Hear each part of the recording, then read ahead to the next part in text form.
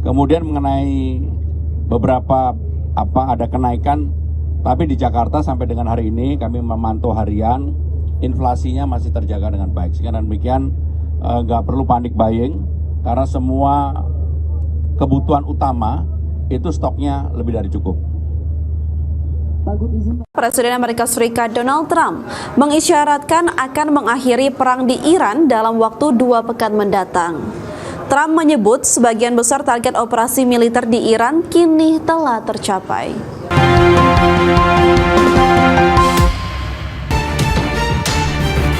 Presiden Amerika Serikat Donald Trump memprediksi Amerika Serikat akan mengakhiri perang melawan Iran dalam waktu 2 hingga 3 minggu ke depan. Trump mengisyaratkan hal itu karena sudah mencapai sebagian besar target operasi militer di Iran. We have had regime change. Now, regime change was not one of the things I had as a goal. I had one goal. They will have no nuclear weapon. And that goal has been attained. They will not have nuclear weapons. But we're finishing the job.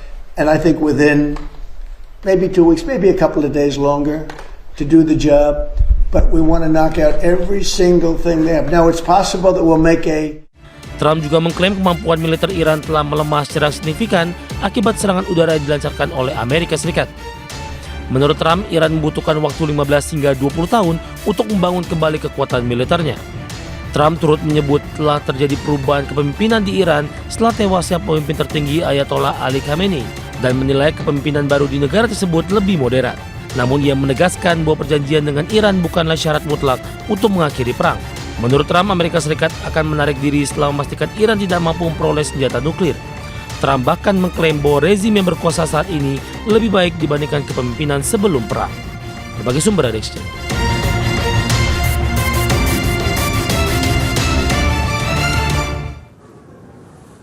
Komite Keamanan Nasional Parlemen Iran resmi menyetujui rancangan Undang-Undang Pengelolaan Selat Hormuz.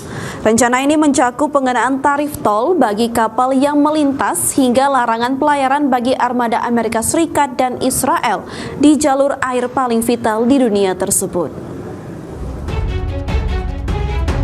Komite Keamanan Nasional Parlemen Iran resmi menyetujui rancangan Undang-Undang Pengelolaan Selat Hormuz. Komite Keamanan Nasional Iran menyepakati aturan baru yang mewajibkan kapal-kapal internasional membayar tarif tol dalam mata uang rial saat melewati Selat Hormuz. Rencana ini mencakup berbagai regulasi ketat mulai dari isu keselamatan navigasi hingga perlindungan lingkungan di perairan sempit tersebut. Langkah ini dinilai sebagai upaya Teheran untuk memperkuat kontrol kedaulatan di tengah meningkatnya ketegangan geopolitik global pada 2026 ini. Salah satu poin krusial dalam rancangan tersebut adalah larangan total pelayaran bagi kapal-kapal milik Amerika Serikat dan Israel. Selain itu, pembatasan juga akan diberlakukan bagi negara-negara yang berpartisipasi dalam sanksi sepihak terhadap Iran. Sejak pecahnya perang dengan Amerika Serikat dan Israel pada akhir bulan lalu, Teheran telah melakukan blokade dan hanya mengizinkan segelintir kapal untuk melintasi jalur yang menjadi urat nadi bagi 20% pengiriman minyak mentah dunia tersebut. Meski telah disetujui di tingkat komite, rencana ini masih harus melewati beberapa tahapan legislasi sebelum resmi menjadi undang-undang. Rancangan tersebut memerlukan pemungutan suara di sidang pleno, peninjauan oleh Dewan Penjaga, serta tanda tangan dari Presiden Iran. Jika disahkan, langkah ini diprediksi akan semakin mengguncang pasar energi dan perdagangan pupuk global mengingat sepertiga ekspor pupuk dunia bergantung pada akses bebas di Selat Hormuz. Berbagai sumber, IDX Channel.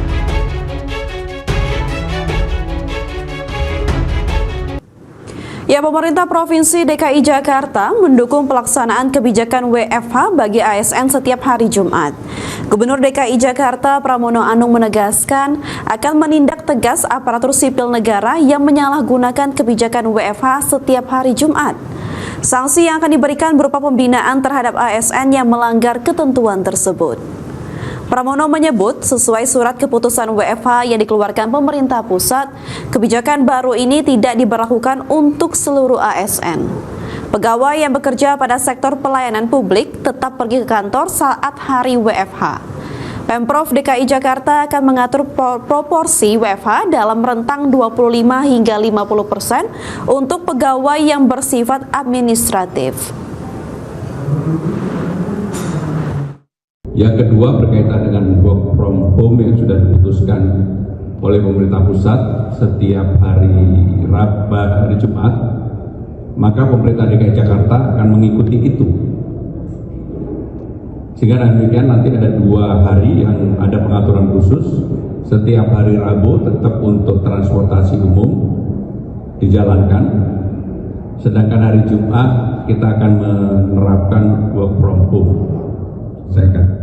Mengenai work from cafe atau manapun, kalau itu terjadi maka pasti akan ada sanksi tindakan yang tegas untuk itu.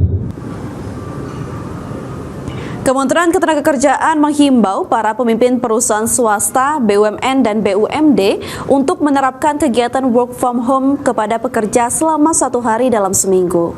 Pelaksanaan WFH akan diterapkan sesuai ketentuan perusahaan dan tidak mempengaruhi gaji dan hak cuti tahunan pekerja.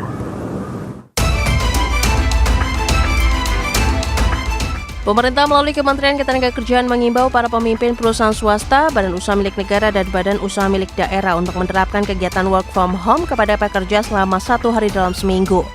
Menteri Ketenagakerjaan Yasirli menegaskan pelaksanaan WFH diterapkan sesuai ketentuan perusahaan, baik terkait ketentuan upah, gaji, dan hak-hak lainnya.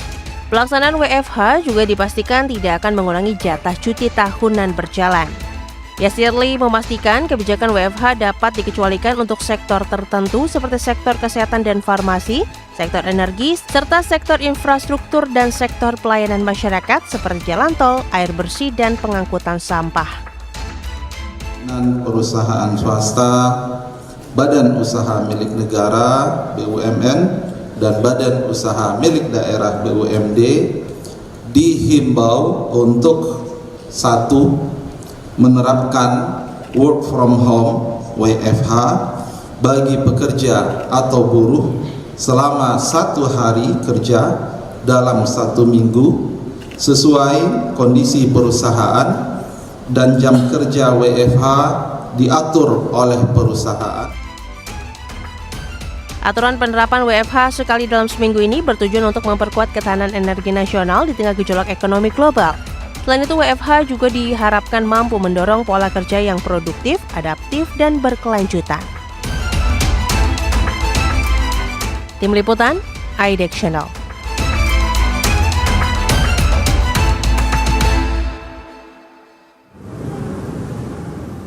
Ya pemirsa, kebijakan pemerintah yang menghimbau penerapan work from home pegawai swasta, BUMN dan BUMD mendapat dukungan dari unsur pekerja dan pengusaha.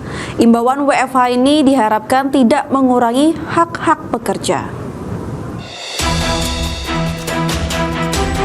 Kebijakan pemerintah yang mengimbau para pemimpin perusahaan swasta, BUMN dan BUMD untuk melakukan penerapan work from home mendapat dukungan dari unsur pekerja dan pengusaha.